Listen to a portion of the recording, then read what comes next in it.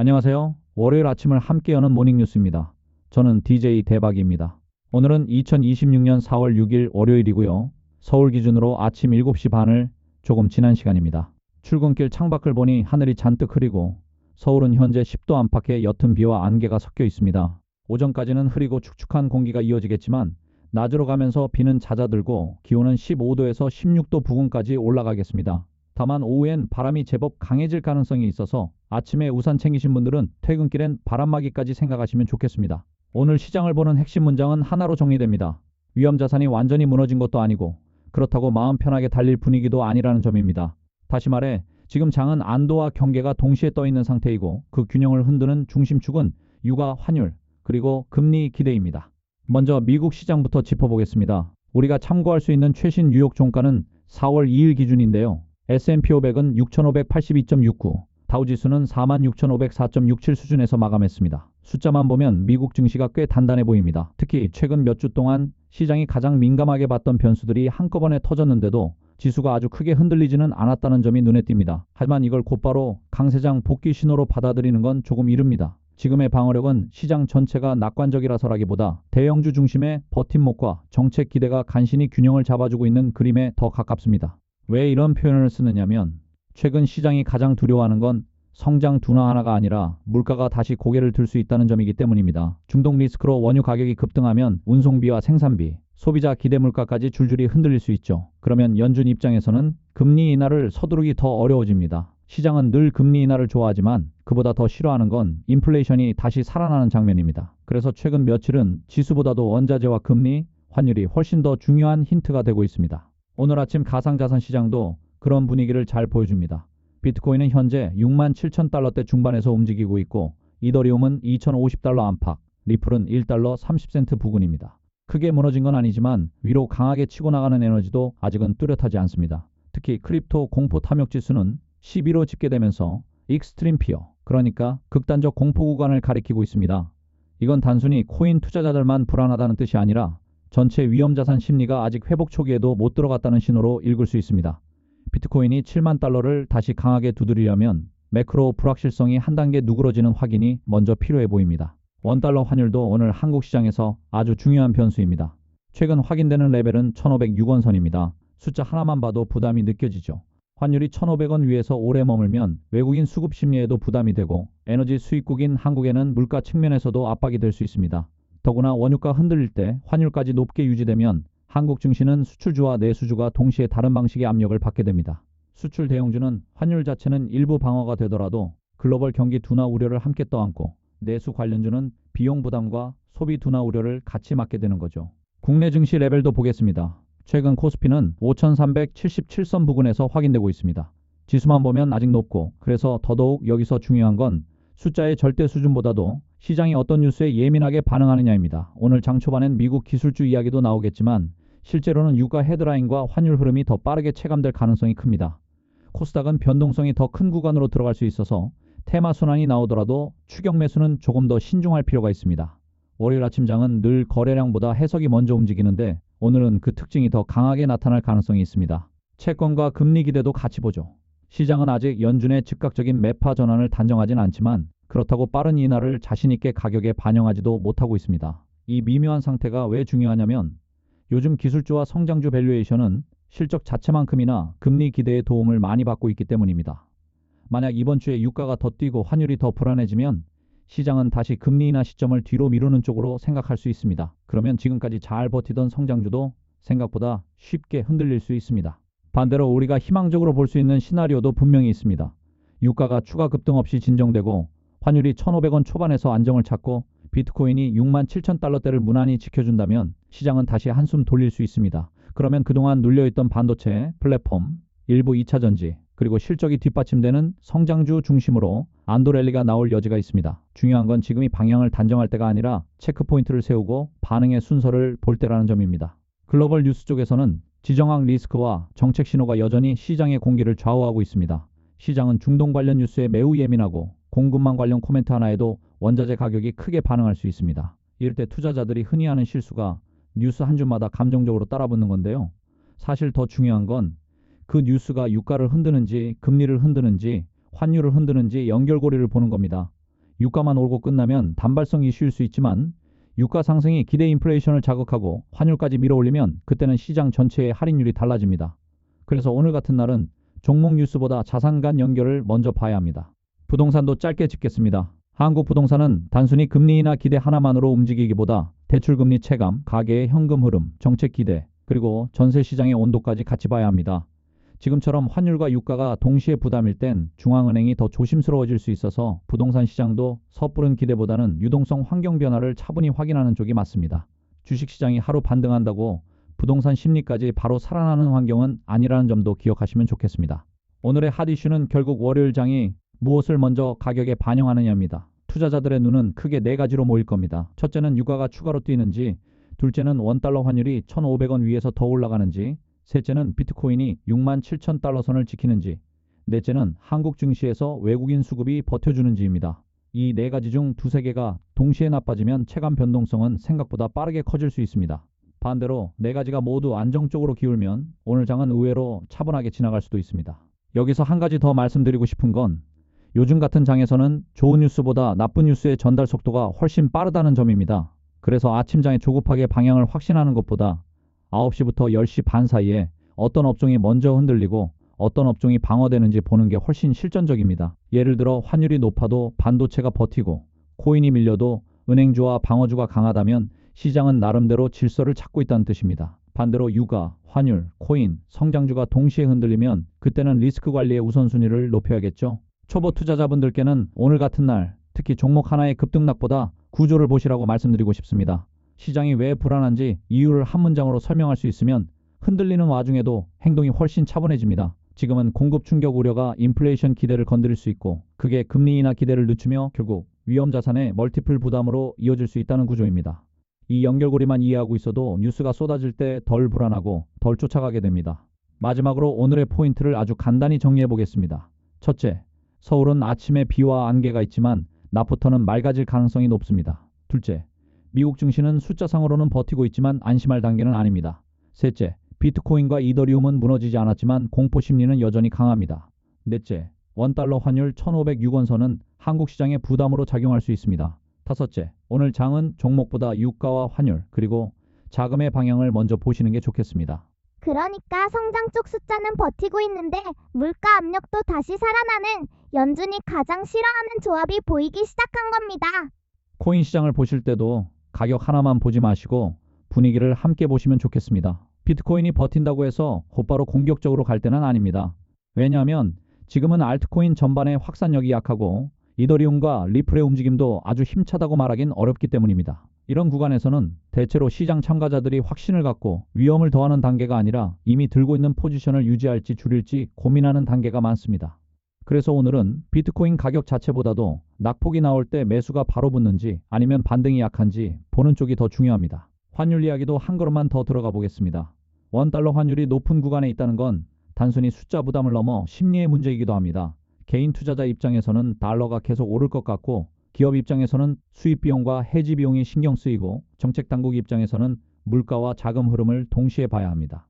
이렇게 여러 주체가 동시에 예민해지면 시장은 작은 뉴스에도 과민 반응을 보일 수 있습니다.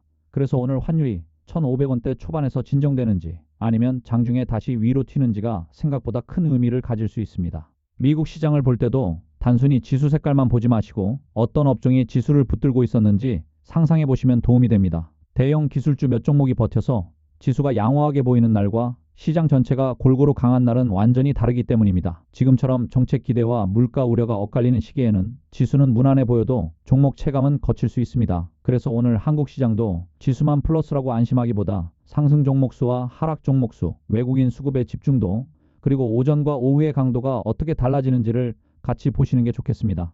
부동산과 소비 쪽에서는 금리 방향뿐 아니라 체감 물가가 중요합니다. 기름값이 오르고 환율이 부담이면 사람들은 미래금리보다 당장 나가는 생활비를 먼저 느낍니다. 그 체감이 쌓이면 소비 관련 업종 실적 기대에도 영향을 줄 수 있고 결국 자산시장 전반의 심리에도 번집니다. 그래서 오늘의 유가 이슈는 단순 원자재 뉴스가 아니라 생활과 소비의 문제까지 이어지는 변수라고 보시면 됩니다. 시장이 유가에 민감한 이유가 바로 여기에 있습니다. 표면적으로만 보면 시장이 충격을 잘 소화한 것처럼 보이죠. 그런데 속을 들여다보면 이야기가 다릅니다. 시장을 오래 보다 보면 결국 중요한 건 마치는 능력보다 버티는 능력이라는 걸 자주 느끼게 됩니다. 오늘 같은 날은 특히 그렇습니다. 모든 변수를 한 번에 다 해석하려고 하면 피곤하고 조급하게 결론을 내리면 실수할 가능성도 커집니다. 그래서 저는 월요일 아침일수록 공격적인 전망보다 차분한 관찰이 더 좋은 전략이라고 말씀드리고 싶습니다. 시장이 방향을 스스로 보여줄 시간을 조금만 주면 오히려 대응은 훨씬 쉬워집니다. 결국 오늘 시장은 공포가 끝났는지를 묻는 장이 아니라 공포를 견딜 체력이 생기고 있는지를 확인하는 장에 가깝습니다. 그 차이를 이해하면 뉴스가 많아도 훨씬 덜 흔들리게 됩니다. 아침의 작은 숫자 변화가 오늘 하루의 분위기를 결정할 수 있으니 서두르기보다 흐름의 결을 먼저 읽어보시기 바랍니다. 오히려 지금은 뉴스 한 줄에 다시 급격히 흔들릴 수 있는 상태라고 보는 편이 현실적입니다.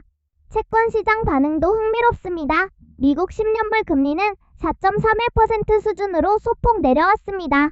보통 유가가 급등하면 인플레이션 우려 때문에 장기 금리가 뛰어오를 수도 있는데 이번에는 안전자산 선호와 성장 둔화 걱정이 함께 작동하면서 금리 상승을 눌렀습니다. 이 장면이 의미하는 바는 단순합니다. 시장은 물가가 무섭지만 동시에 경기 둔화도 걱정하고 있다는 거예요. 그래서 지금은 한 방향으로 명확하게 정리된 장세가 아니라 인플레와 경기 둔화 우려가 동시에 화면에 떠 있는 복합 장세라고 보시면 됩니다. 연준 얘기도 빼놓을 수 없겠죠. 현재 시장은 4월 말 FOMC에서 동결 가능성을 매우 높게 보고 있습니다. 그런데 중요한 건 동결 그 자체보다 동결 뒤에 붙는 문장입니다. 유가 충격을 일시적이라고 볼지 아니면 2차 인플레 압력으로 경계할지가 더 중요해졌어요. 파월 의장도 에너지 가격 충격은 일시적일 수 있지만 인플레 기대가 번지는지 면밀히 보겠다는 취지의 발언을 내놓고 있습니다. 결국 시장이 듣고 싶은 말은 금리 인하 시계가 다시 움직인다는 신호인데 지금 상황은 오히려 그 시계를 더 늦출 수 있는 재료들이 쌓이고 있습니다. 원자재 쪽으로 넘어가 보겠습니다. 금은 온스당 4,700달러를 넘기며 다시 강한 존재감을 보여줬습니다. 이건 단순한 안전자산 매수만으로 설명하기 어렵고 시장이 중장기 인플레 해지도 함께하고 있다는 신호로 읽힙니다. 은도 같이 뛰고 있고요. 반면 천연가스는 비교적 차분했습니다. 결국 지금 원자재 시장의 중심은 전반적인 경기 기대가 아니라 중동 리스크와 에너지 공급망이라는 아주 구체적인 변수에 맞춰져 있습니다. 섹터 흐름에서는 더 흥미로운 장면이 나왔어요. 보통 유가가 오르면 에너지주가 제일 강해야 할 것 같지만 실제로는 에너지 ETF가 약세를 보였습니다.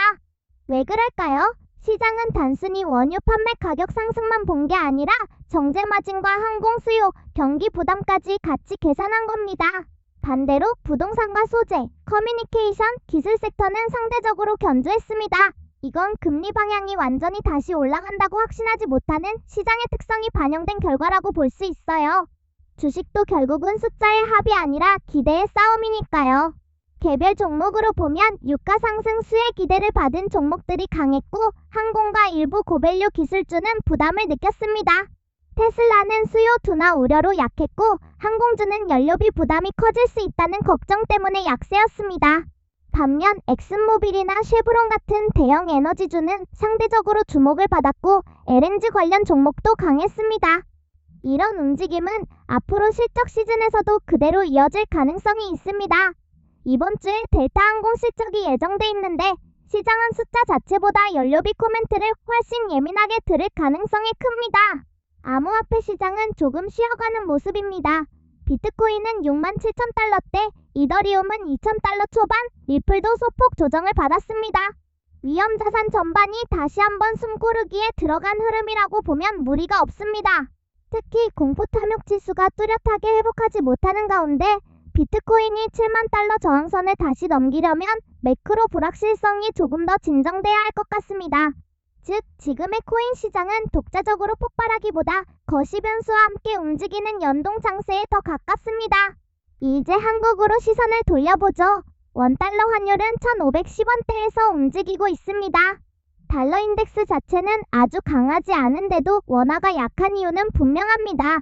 한국은 에너지 수입 비중이 높기 때문에 유가 급등이 곧바로 부담으로 연결되기 쉽기 때문입니다. 환율이 높아지면 외국인 수급에도 영향을 주고 수입 물가 부담도 커지죠. 그래서 이번 주 한국 시장은 미국 기술주 방향만 보는 것이 아니라 유가와 환율이 함께 어떻게 움직이는지를 같이 봐야 합니다. 코스피와 코스닥 입장에서는 수출 대형주 방어력과 내수 소비주의 부담이 동시에 존재하는 구간이 될 수 있습니다. 부동산도 짧게 짚어보겠습니다. 미국에서는 금리가 급등하지 않으면서 부동산 관련 ETF가 오히려 강한 흐름을 보였습니다. 하지만 한국 부동산 시장은 조금 다른 공식이 적용됩니다. 환율 부담, 가계대출 금리, 소비 심리, 여기에 정책 기대까지 같이 봐야 하거든요. 즉, 오늘 당장 부동산 한 줄 뉴스에 흔들리기보다 금리 방향성과 유동성 환경이 실제로 바뀌는지를 더 냉정하게 지켜볼 필요가 있습니다. 오늘의 핫 이슈는 결국 오펙 플러스 회의입니다. 오늘 예정된 임시회의에서 증상 관련 메시지가 어떻게 나오는지가 단기 유가 방향을 결정할 가능성이 큽니다. 문제는 증산을 말로는 할 수 있어도 실제 여력이 충분하냐는 겁니다. 시장이 그 부분을 의심하고 있기 때문에 애매한 발표가 나오면 오히려 유가가 다시 튈 수 있습니다. 그리고 내일 월요일에는 지난 금요일 발표분에 대한 시장의 첫 반응이 본격적으로 가격에 반영됩니다. 특히 비농업 고용과 실업률 관련 해석, 그리고 중동 뉴스 흐름이 동시에 겹치면 월요일 장 초반 변동성은 꽤 커질 수 있습니다. 그래서 개인적으로는 이번 주 초반에 가장 먼저 볼 숫자로 WTI 가격, 미국 10년물 금리, 원달러 환율, 그리고 비트코인 67,000달러 지지 여부를 말씀드리고 싶습니다. 이 네 가지가 같은 방향으로 긴장을 높이면 시장 전체가 다시 움츠러들 수 있고, 반대로 유가가 안정되고 금리와 환율이 진정되면 기술주 중심으로 다시 안도 랠리가 나올 수 있습니다. 마지막으로 오늘의 정리를 아주 간단히 해볼게요. 첫째, 유가 급등은 단순 원자재 뉴스가 아니라 인플레 기대와 정책 경로를 흔드는 핵심 변수입니다. 둘째, 미국 증시는 겉으로는 견조했지만 내부적으로는 협상 기대와 기술주 방어가 만든 불안한 균형 위에 서 있습니다. 셋째, 한국 시장은 이번 주 유가와 환율의 이중 부담을 특히 민감하게 받아들일 수 있습니다. 넷째, 월요일 장은 숫자보다 해석의 싸움이 될 가능성이 높습니다. 그래서 성급한 확신보다 체크포인트를 정해두고 반응하는 태도가 중요합니다. 일요일 아침에는 너무 서두르지 마시고요. 오늘 나오는 오펙 플러스 소식과 중동 관련 헤드라인 정도만 가볍게 확인하시면서 내일을 준비하시면 좋겠습니다. 주말의 여유는 지키되 시장의 중심축이 무엇인지만 놓치지 않는 것. 그게 지금 같은 장에서 가장 좋은 전략일 수 있습니다. 오늘도 함께 해주셔서 감사합니다. 남은 일요일 편안하게 보내시고요. 월요일 아침에도 중요한 흐름만 쏙쏙 정리해서 다시 찾아오겠습니다. 마지막으로 오늘의 엔딩곡은 최근 KINOSING에서 나온 곡으로 골라봤습니다. 시장은 조금 흔들려도 하루의 리듬은 지키자는 마음으로 음악과 함께 차분한 일요일 시작해보시면 좋겠습니다. 그리고 한 가지 더, 이런 장에서는 뉴스의 속도보다 뉴스의 구조를 보는 습관이 정말 중요합니다. 예를 들어 오늘 유가가 올랐다, 금이 올랐다, 환율이 올랐다는 사실만 따로따로 보면 그저 시끄러운 하루처럼 느껴질 수 있어요. 하지만 이 세 가지가 같이 움직이면 시장은 지금 무엇을 두려워하고 있는지 훨씬 선명하게 드러납니다. 바로 공급 충격이 다시 물가를 자극하고 그 물가가 금리 인하 기대를 늦추고 그 결과 위험 자산에 부담을 줄 수 있다는 연결고리입니다. 그래서 초보 투자자일수록 종목 하나의 급등락보다 이 연결고리를 먼저 이해하는 게 훨씬 중요합니다. 반대로 우리가 희망적으로 볼 수 있는 부분도 있습니다. 만약 이번 주 초에 중동 관련 긴장이 조금만 완화돼도 최근 급하게 올라간 유가와 금 가격은 숨을 고를 수 있습니다. 그렇게 되면 시장은 다시 실적과 개별 업종 펀더멘털에 집중할 여지를 얻게 되고 과하게 눌린 종목들에는 반등 기회가 생길 수 있습니다. 결국 공포가 커진 장일수록 중요한 건 방향을 단정하는 게 아니라 어떤 뉴스가 나오면 어떤 자산이 먼저 반응하는지 순서를 익혀두는 것입니다. 그 순서만 익혀도 시장이 흔들릴 때 훨씬 덜 불안하고 훨씬 덜 쫓아가게 됩니다.